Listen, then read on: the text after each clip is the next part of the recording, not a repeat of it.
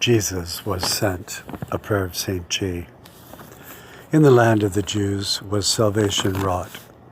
The fields and cities of Palestine bore the footprints of the Son of God.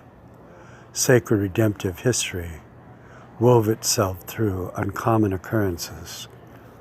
The great mystery of redemption was woven to every moment, every circumstance, every person that the Lord touched, so that there were actualities upon the earth which parlayed profoundly to eternal significance in heaven. In this world of the Jewish land, a microcosmic picture was presented of the realms of sin and suffering and sorrow and death, these among the people, these within the Son of God. Now lays open 2,000 years, an ever-open door to the house of peace and hope.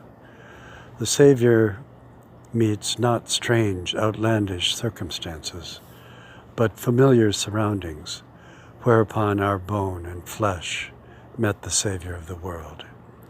Jesus journeyed to Jerusalem. These were the last days. The Passover was near.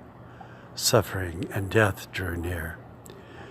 In a great agony of stress and sorrow, he loved his own until the end, until the last moment, until the darkness of death closed in upon you. The Son of Man came to seek and to save that which was lost. Never in all human history was there such an absolute concentration of life upon a single specific task as here.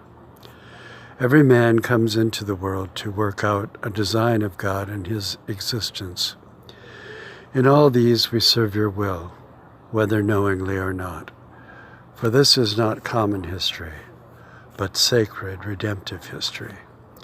If our life were to be like yours, it would be swallowed up in the one great devotion to the work of God. Our strength should flow full stream to you, our meat and drink, to do the will of the Father in heaven. We are to live for your will and live on it. It is not you who assails us in the center and sanctuary of our being. You are the balm of it. There is a supreme law of life. All are carried to salvation. All are called to salvation. Then, as none is worthy, you have satisfied yourself in mercy to a remnant who were called to be your children before the world was.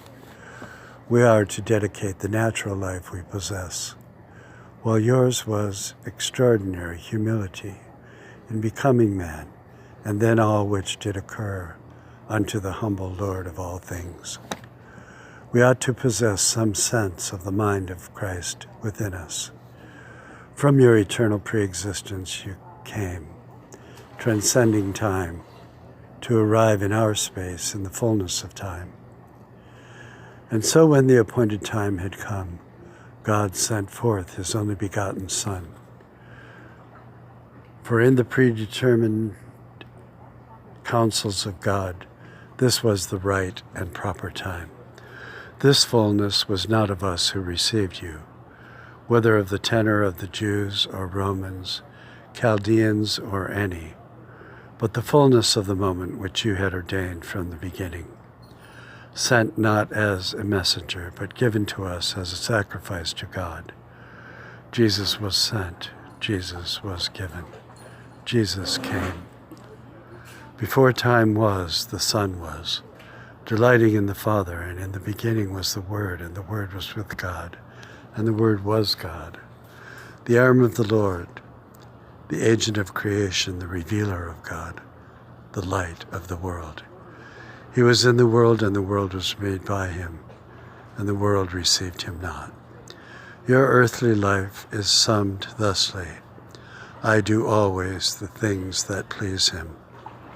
Let us be like you and do the same. Amen.